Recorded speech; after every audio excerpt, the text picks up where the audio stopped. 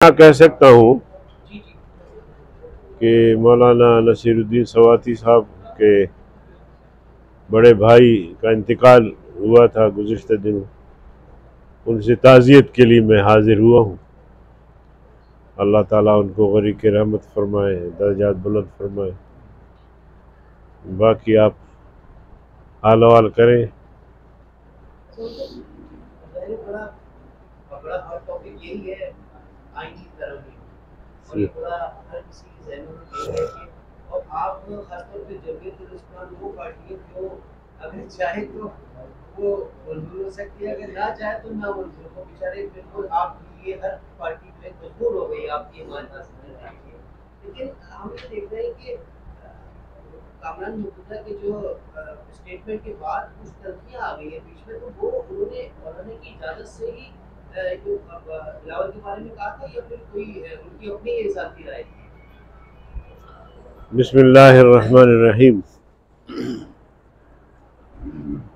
देखिए, आईनी तरामीम जो सामने आई, जमीयत उलमा इस्लाम की तरफ से जो एक सख्त मौक़िफ़ लिया गया, ये कोई खामखा ज़िद की बुनियाद पर नहीं था, बल्कि ज़मीनी हक़ाइक़ को देखते हुए हमने पूरी कौम को एक मुश्किल से बचा लिया। आज तमाम सियासी जमातें, चाहे उनका ताल्लुक मुस्लिम लीग से हो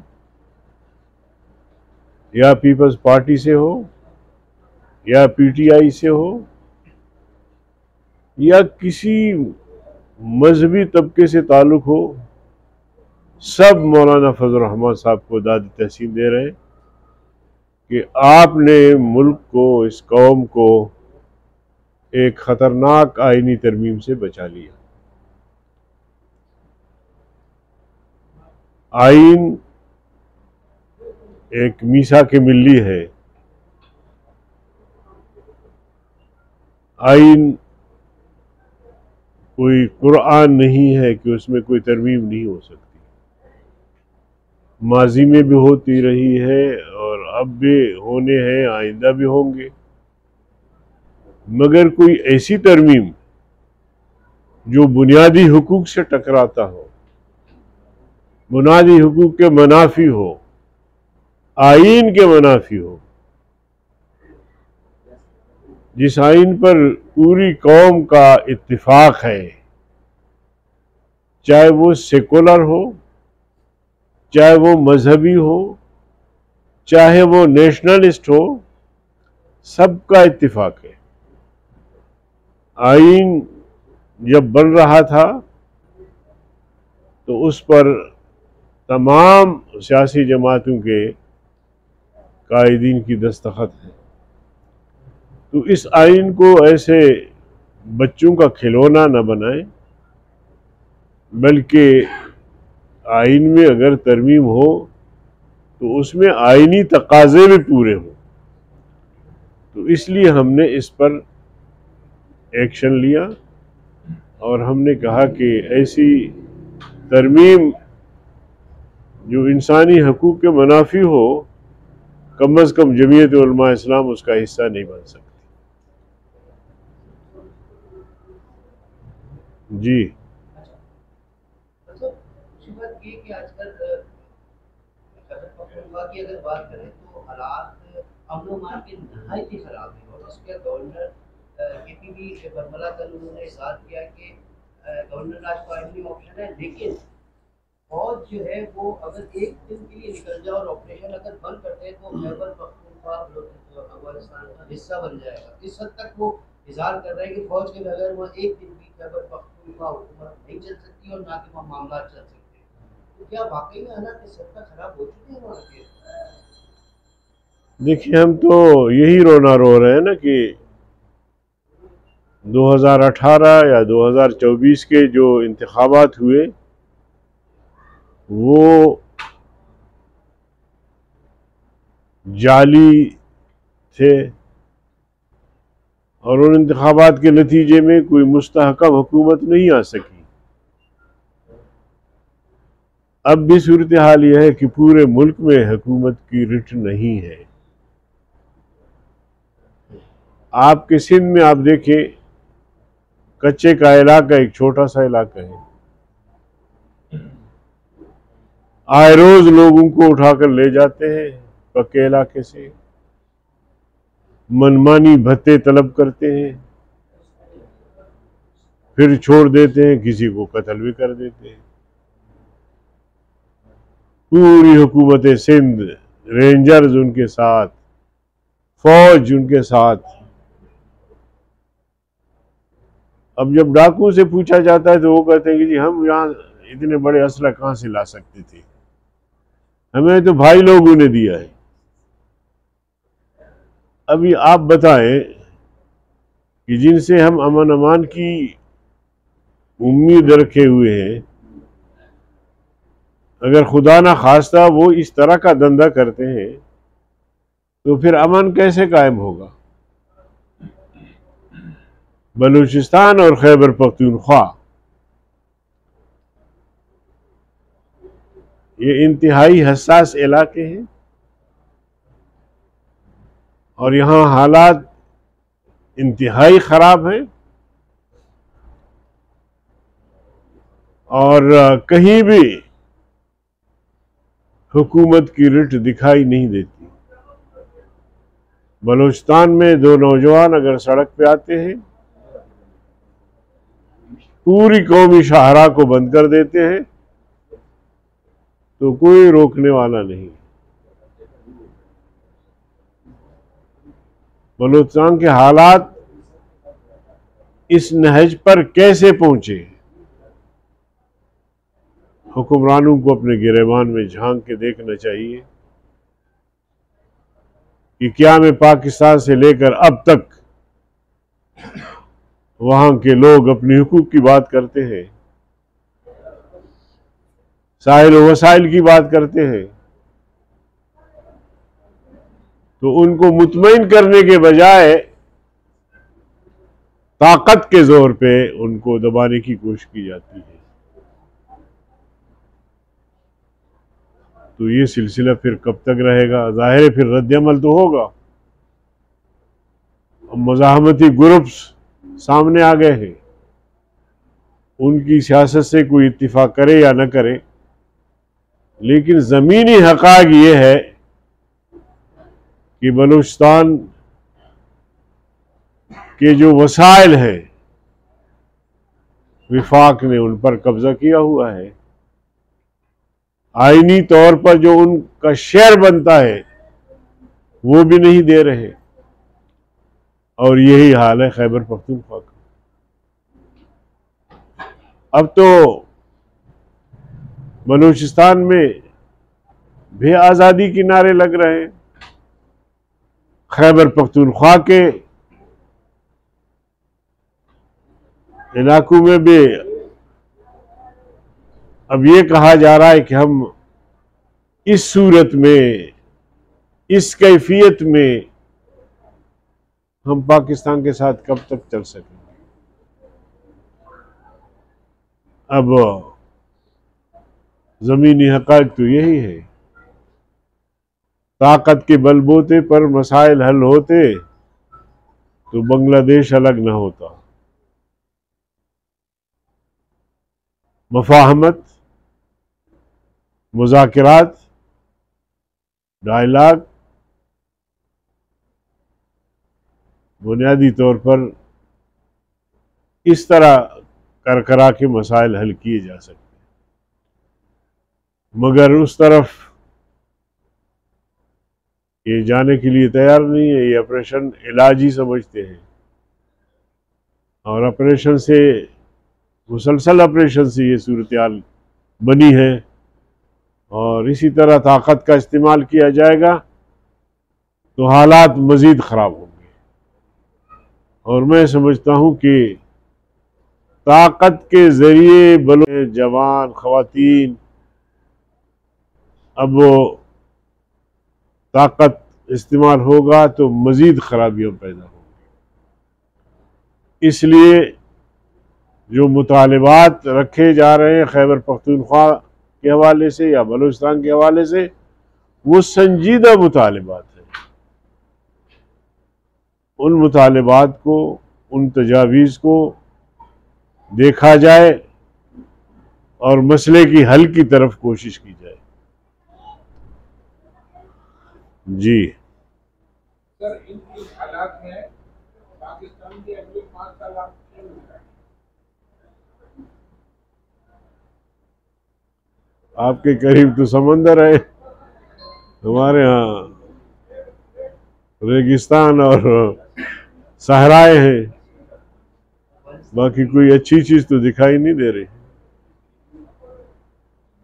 मौलाना साहब, सवाल ये है कि एक जानिब आपने विश्व इत्तेहाद जो कि ताकत के जरिए से वजूद में आई है, जो सामने हम देख रहे हैं, उसका जिक्र किया, लेकिन एक तल्ख हकीकत ये भी है कि एक जानिब हुकूमत वो क्या कहते हैं, एक सुनहरी चीज़ दिखा रही है कि महंगाई की शरह कम हो गई, माशी हालात अच्छे हो गए, फलाना धमाका, लेकिन जो हकीकी, क्योंकि आपने अपनी पूरी गुफ्तगू में हकीकत को मद्देनजर रखा है, तो हकीकी सूरत ये है कि गरीब तर होता जा रहा है, बिजली की कीमतों ने कमर तोड़ दी है, IPPs के मामला हल होता हुआ नहीं दिखाई दे रहा। यानी कि आलम यह है कि बिजली का बिल इस हद तक एक कमरे और दो कमरों का आ रहा है कि लोग उसकी अदायगी करने से कासिर हो गए। घरों में फाका कशी की सूरत है, चाहे वो गरीब तबका हो, मिडिल क्लास तबका हो या अमीर तबका हो, सभी परेशान है। अशिया खुदनोश की कीमतें बढ़ती चली जा रही है। सूरत यह है कि लोग शदीद परेशान है। इस हवाले से आप समझते हैं कि हुकूमत सुहाने ख्वाब दिखा रही है, अमलन वो लोगों को रिलीफ देने में नाकाम हो चुकी है? देखिए, कौम से चीज़ों को छुपाई जा रही है, मुसलसल झूठ बोला जा रहा है कि हमने ये किया, हमने वो किया, लेकिन कहीं भी कोई सूरत हाल तब्दील नज़र नहीं आ रही कि कोई इनके इक़दामात से महंगाई पे कंट्रोल हो गया, इनके इक़दामात से बिजली के बिल जो ज़्यादा आ रहे थे अब कम हो गए, गैस के बिल जो पहले ज़्यादा आ रहे थे अब कम हो गए। मतलब ये सारा झूठ बोला जा रहा है। और पार्लियामेंट में जब हम मसला उठाते हैं तो कहते हैं जी पूरे मुल्क में लोड शेडिंग तो नहीं है आजकल। और मैं बलूचिस्तान की बात करता हूँ कि हमारे यहाँ ज़मींदार को 4 घंटे भी बिजली नहीं दी जा रही, जो तकरीबन बलूचिस्तान का 90% रकबा जो है वो बिजली और ट्यूबवेल पे आबाद है, ज़राअत ट्यूबवेल पे, बिजली पे। तो माशी कत्ल आम लोगों का हो रहा है। इसी तरह पूरे मुल्क में आप देखें, इस वक्त भी मैं दावे से कहता हूं कि 35 से 40% पाकिस्तानी गुर्बत की लकीर से नीचे जिंदगी गुजार रहे हैं। कहीं घर में से कोई फर्द बीमार हो जाए तो उनके पास पैसा नहीं होता कि उसका इलाज करवाए। ऐसे लोग अस्पताल के सामने तड़प तड़प के मर जाते हैं, अपने बच्चों को, बच्चियों को, घर वालों को अपना इलाज नहीं करवा सकते। खाना है एक टाइम का तो सालन नहीं है, उसमें सालन है तो दाल रोटी नहीं। अब ऐसे में मुल्क में इलेक्शन जब होते हैं तो सारा जालसाजी होता है, मनपसंद लोगों को लाते हैं जो करप्ट है, जिन्होंने मुल्क को दोनों हाथों से लूटा है। ऐसे लोगों को लाके बिठा देते हैं। उनको बुनियादी तौर पर कमाना उनका एजेंडा होता है, लूटमार एजेंडा होता है। ये नहीं कि वो मुल्क को बनाए, वो गुर्बत को ख़त्म करने के लिए कोई हिकमत अमली बनाए, गरीब के बच्चों के लिए कोई तालीम का एहतमाम हो, इलाज का एहतमाम हो। तो इसलिए ये चीज़ें बढ़ती रहेंगी जब तक कि आपके मुल्क में साफ शफाफ इलेक्शन नहीं होगा, जब तक कौम के मुंतखब नुमाइंदे हुकूमत में नहीं होंगे, उस वक्त तक यही सूरत हाल और इसमें भी इजाफा होता रहेगा। एक सवाल माजरत के साथ, क्योंकि आपके पास मौका कम मिलता है, आप कराची कम तशरीफ लाते हैं, इसलिए हमारा दिल चाहता है कि आपसे बार-बार ये तो आज भी गायबाना तौर पे मौलवी साहब ने इंतज़ाम किया, मुझे तो पता नहीं था कि आप हजरात से मुलाकात होगी। किसी वक्त भी आप किसी भी जवाब के दान के लिए तैयार भी रहते हैं। अच्छा मौलवी साहब, ये फरमाइए कि अभी मौलवी साहब ने फरमाया कि आइंदा आने वाले वक्तों में इलेक्शन अनकरीब देख भी रहे हैं और वो हालात और माहौल शायद उस तरह बन भी रहेगा। ये ऑर्डिनेंस के जरिए जो आईनी तरमीम अगर नहीं होगी, लेकिन हुकूमत ने दूसरा रास्ता अख्तियार किया, ऑर्डिनेंस के जरिए वो तरमीम करके अपनी मर्जी की चीज़ें कर रही है। पहली बात तो ये कि ये एक बेहतर तरीका है हुकूमत के लिए। दूसरी बात ये फरमाए कि कल एक चाय की सरीला होटल में एक चाय की कप की प्याली का बड़ा जोर हो रहा है, तो आजकल वो चाय की कप की प्याली भी है किसी के हाथ में, या वही मामला चल रहा है या नहीं चल रहा है? ये जो आखिर में आपने बात की, ये तो मेरे इल्म में नहीं है, इस पर तबसरा जब मैं समझूंगा इसको तो करूँगा। देखिए जहाँ तक इलेक्शन की बात आप कर रहे हैं, चल तो नहीं रही हुकूमत इनसे, वो खुद बेइतराफ़ कर चुके हैं, बल्कि उनके अच्छे ओहदेदार गुज़िश्ता ये जो जुमा है मुझे मिले और कहने लगे कि जी हम आपके मौक़िफ़ से इत्तिफ़ाक़ करते हैं, और वो कहता है कि मेरा ज़ाती मौक़िफ़ भी यही है, पार्टी ये मजबूरी है। तो सूरत हाल ये है कि सिस्टम जो है वो इनसे नहीं चलाया जा रहा, और सिस्टम की बुनियादी ख़राबी ये है कि जो हमने कहा कि एक नालायक और नाअहल लोगों को लाके मुसल्लत किया गया, जो इलेक्शन से नहीं आए बल्कि जालसाजी से आए। तो लिहाजा देखिए अभी कि कब ये हालात से सबक सीखेंगे और कहेंगे कि ठीक है जी दोबारा इलेक्शन हो। जहाँ तक आपके दूसरे सवाल का ताल्लुक है ऑर्डिनेंस की, तो ऑर्डिनेंस तो ये तो लिमिटेड होते हैं एक मखसूस मुद्दत के लिए, फिर आइन में तरमीम करना ऑर्डिनेंस के ज़रिए, ये मेरे इल्म में तो नहीं है। अगर आपके इल्म में है तो बता दे कोई आइन इसकी इजाज़त देता है, वरना आइन तो एक वीसा के मिली है, जब तक पार्लियामेंट की 2/3 अक्सरियत न हो उस वक्त तक आइन में तरमीम नहीं हो सकता। तो ये ऑर्डिनेंस एक वक्ती तौर पर एक कानून को ज़िंदा रखने के लिए 2-3 महीने की होती है, फिर उसमें तोसी हो जाती है, लेकिन ये नहीं कि ऑर्डिनेंस के ज़रिए आइन में तब्दीली लाए। मेरे इल्म में बहरहाल कोई ऐसी बात नहीं है, न आइन में कोई ऐसी चीज़ मेरी नज़र से गुजरी है। सर हुकूमत जो है IMF की बैसाखी पे भरोसा करती जा रही है और खुशी खुशी बताया जाता है कि IMF के प्रोग्राम में चले गए, $7 अरब IMF दे देगा। तो हम कब तक IMF की बैसाखी का सहारा लेते रहेंगे अपने मुल्क के माशी हालात को चलाने के लिए, बदल के लिए?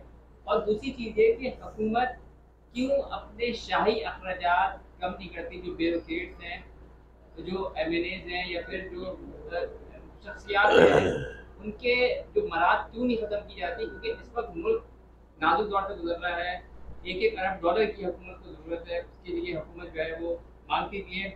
जो हमारे पड़ोसी मुल्क है उन्होंने भी जो है वो शर्तें लगा दी, खुशी खुशी वो भी पैसे नहीं देना चाह रहे, क्या कहेंगे इस बारे में? देखिए IMF को जिन कुव्वतों ने या जिन इदारों ने या जिन हुकूमतों ने पाकिस्तान की मईशत पे मुसल्लत किया है, उससे अब ये जान नहीं छुड़ा पा रहे। और किसी भी हुकूमत की कोई विज़न होती है कि अगर 5 साल का अल्लाह ताला ने मौका दिया है या किसी इदारे ने मौका दिया है, तो ये ज़रा सर जोड़ के बैठे कि और किस तरह हम IMF से छुटकारा हासिल कर सकते हैं। इनमें सलाहियत बिल्कुल नहीं है, न कोई विजन है। अब फंस गए हैं। अब कहते हैं कि मालियाती जो हमारे जो डिपार्टमेंट्स हैं उनको बेचो, और ये करते भी ऐसा है कि कौमी असासे बेच के, IMF से कर्जा लेके, मालियाती इदारों से कर्जे लेके ये बजट बनाते हैं, और फिर बजट भी लूट मार का शिकार हो जाता है। तो इसलिए हम जो कह रहे हैं कि हुकूमत इनसे नहीं चलाई जा रही है, ये हुकूमत चल नहीं सकती। इसके सारे पुर्जे जो है वो एक एक होकर के गिर रहे हैं। तो उसकी मैं समझता हूँ कि बेहतर सूरत ये है कि साफ शफाफ इलेक्शन हो। हमने रोज़ अव्वल से कहा है और हमारा मौक़िफ़ भी यही है कि इंटरफेयर ना हो, और मुंतखब लोग आए जिनका कोई विज़न हो, जो मुल्क बनाना चाहते हो, जो मुल्क से कमाना नहीं चाहते, जो माल बटोरना नहीं चाहते। अब मुसलसल वही तबका हो रहा है जिन्होंने मुल्क को तबाह किया है, जिनके केसेस है, नेब में है, हर जगह है, फाइलें बनी हुई है, मगर सारा कुछ पैसे से हिसाब किताब बराबर करते हैं।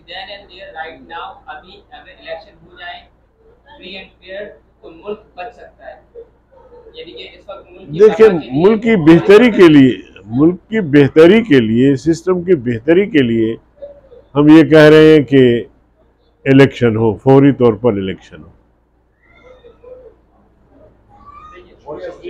बड़ी मेहरबानी।